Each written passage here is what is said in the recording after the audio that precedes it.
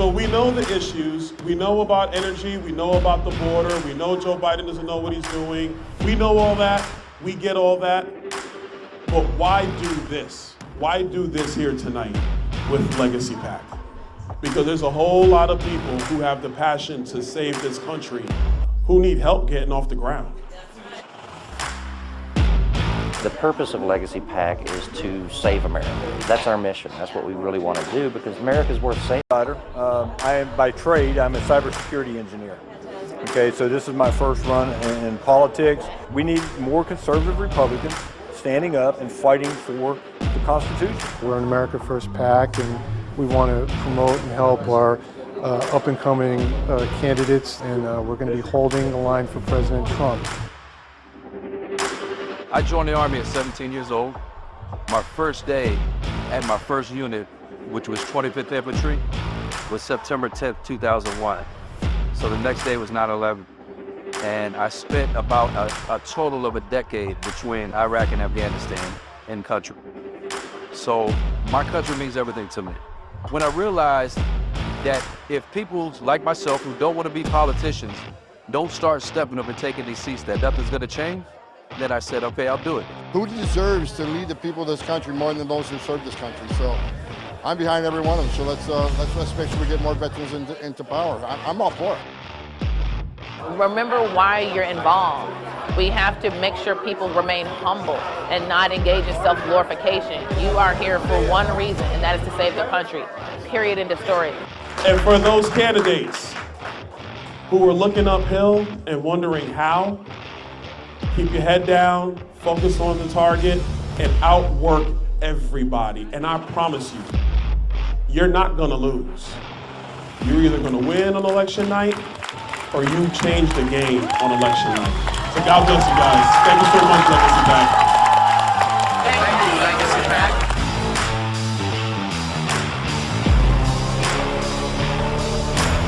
Under this administration, they have deliberately opened the border to fundamentally change the fabric of our country. I'm Jared Craig with Legacy PAC. We are here at Eagle Pass, Texas, to bring attention to the border crisis, to educate the voters, the citizens of the United States, and the candidates running for federal office, the importance of a secure border. And at Legacy PAC, we want to bring candidates here to the border to see it firsthand, because there is nothing like being here, seeing this. We saw women and children climbing over barbed wire. There is no reason why we cannot secure this border. There is no reason to keep this open. This is not humane. So we need to get Victor and all these other good America First candidates into office. We at Legacy PAC depend on your donation and support to support these projects. We can't do it without you. So please go on to legacypac.org and show your support.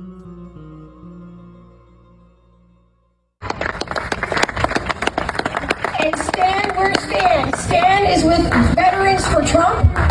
Thank you, Martha. Thank you all. We're honored. I know there are so many organizations represented here today.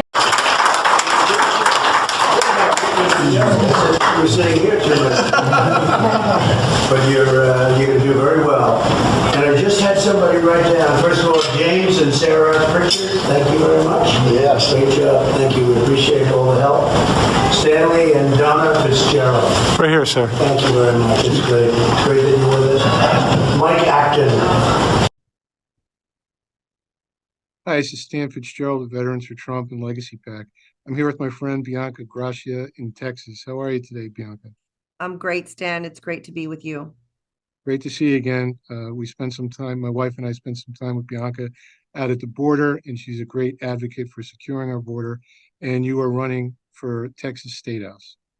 That's correct, Stan. I've launched my campaign about two and a half weeks ago, possibly, for the Texas House in 128. So it was after much thought and prayer, a lot of recruitment from leaders in my district that had been trying to recruit me since March to run.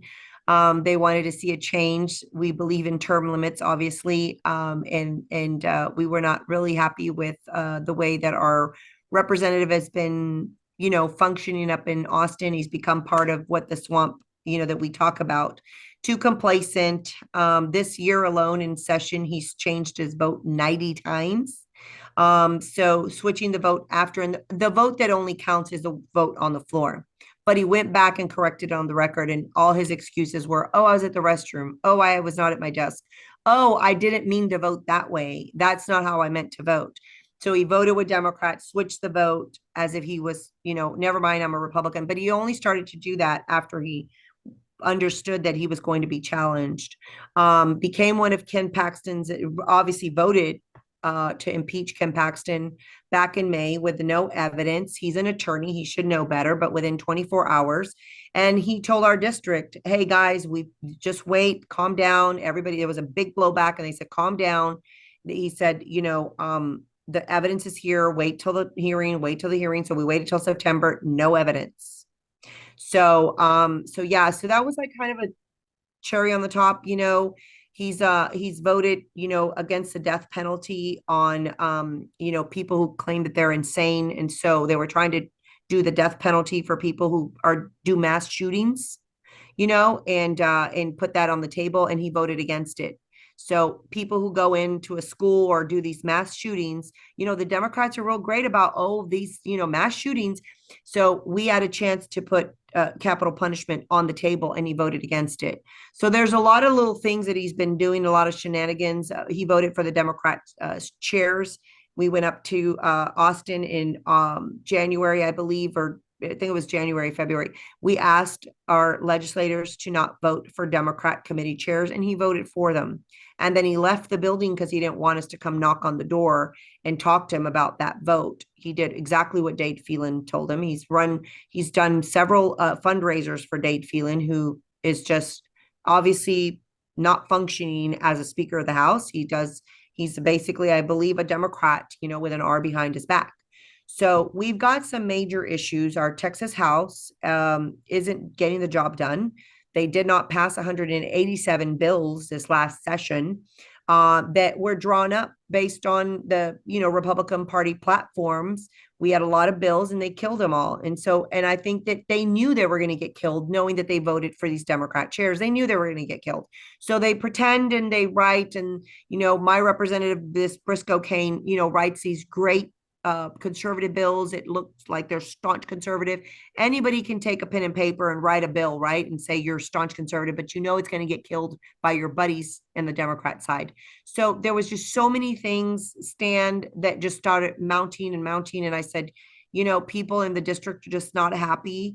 I didn't realize how not happy they were until I started to knock on doors about, I don't know, 2 weeks ago. Immediately went on boots on the ground is what I, like to do and what I'm known for.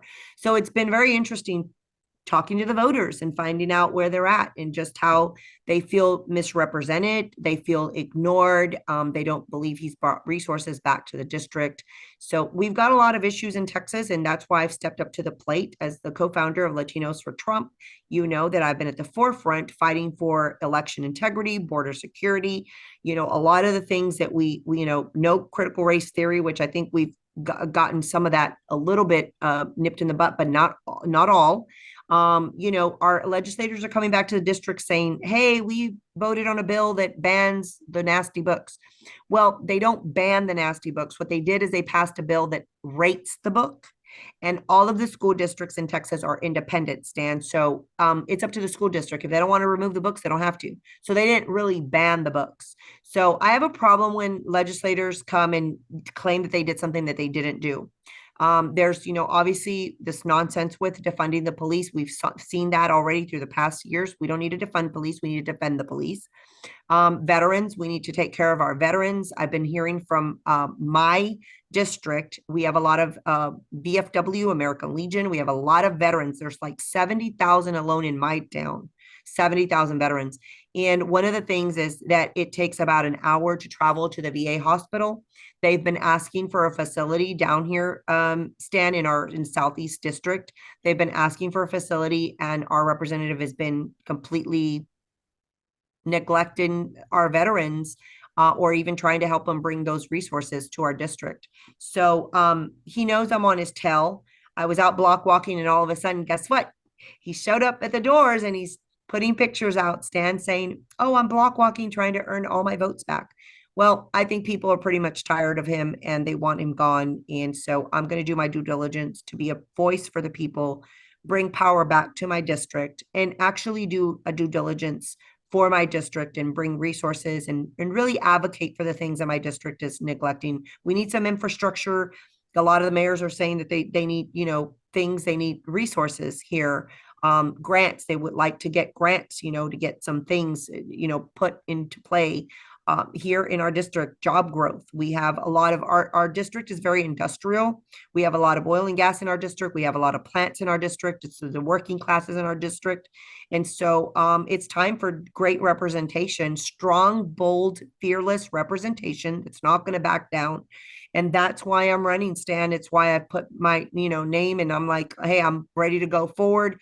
And that's what I'm going to do, Stan. So I am for the people. And that is, I don't want to be part of the swamp. I don't care to be, part of a special interest. And I said, listen, this is the problem. People go into office and then the special interests come in and then they try to buy you off and tell you how to vote. Well, how about I come and find out what the people want and what they need, then go find the special interest groups that are aligning with what my district needs and have them help me push things forward. That's common sense, right? But you know what? We don't have common sense anymore, Stan. So that's my story. Bianca, I think you covered it all. You didn't leave me anything to ask. So it sounds like the incumbent might as well just switch parties and be the Democrat that he is. But before I let you go, can you just comment on what the indictments of President Trump and the weaponization of the Justice Department against people like us? And we saw even your own people turned on to one of the greatest attorney generals in the country. So what are your thoughts on what's going on with these indictments and persecutions? Well, I think that during Trump's administration, I think we were already seeing they were testing it out, and we were having a lot of patriots that were getting, charges filed on them for just being a patriot. Freedom of speech was we were being censored. We started to see a lot of these little communist tactics come about. We couldn't fight back against Antifa and BLM. They had the rights, we didn't.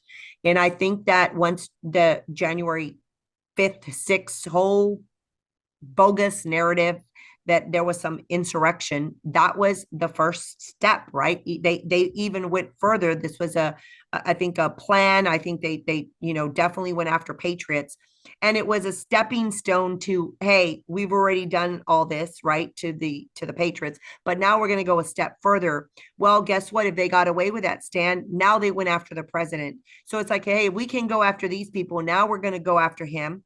They've indicted him 4 times. And let me tell you something. The one thing that has really resonated with Hispanics in the community and even the Black community is that they're saying, we know what that's like.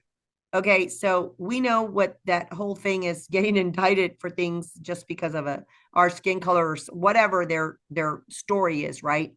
So they get that. They get the coming in and out of the prison and coming in and out of jail or feeling like they're being harassed. So it resonates with them. They're like, oh my God, Trump is one of us now. So it's really kind of backfired on the Democrats for doing this political persecution. And I think it's really even more definitely a hindrance also because of the Latinos, the Hispanic, the Spanish people that have fled communist socialist countries and have come here and they see the political persecution. It's backfiring on all of these Democrats. And this is why you're seeing a huge movement and shift of Hispanics coming over to Trump. Now, in August, there was a poll done and they asked, I think it was divided, if you were to vote today, who would you vote for? And it was all the people that were running for president. And it was like male, female, age groups, and then ethnic groups. And I will tell you that we have to do better with the females, right? Because the females, the men were like definitely supporting Trump. But the females, we still have work to do now. The numbers have moved up from the previous, 2020 numbers. But where we did see a big, huge jump was we had 68% of the Latinos saying they were going to vote for Trump in August. So I always knew this. In 2016, I fought with a campaign, because I said, you guys, you're leaving this huge voting block, this huge mass of people out here, and no messaging.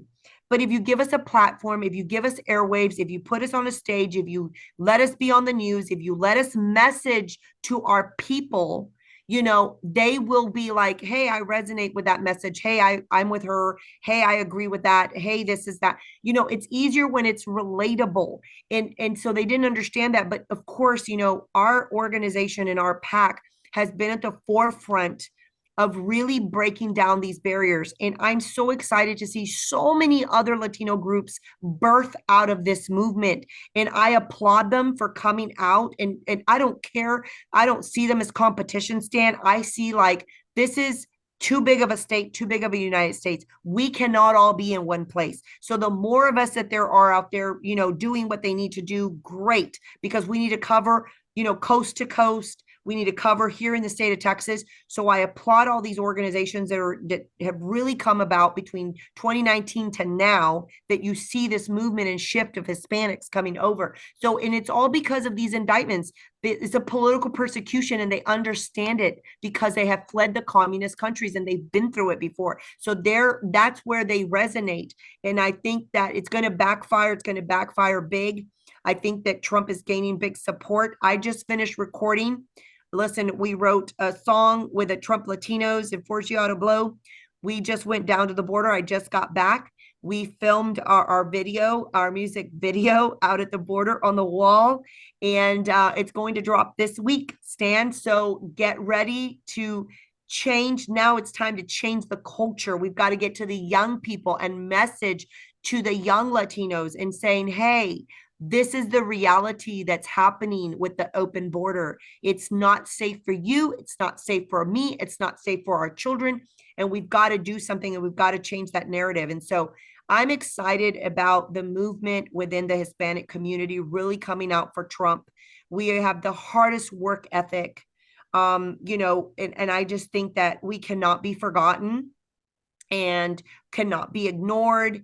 And there are so many of us out here that have been supporting, you know, Trump from the very beginning since 2016 when it was not popular.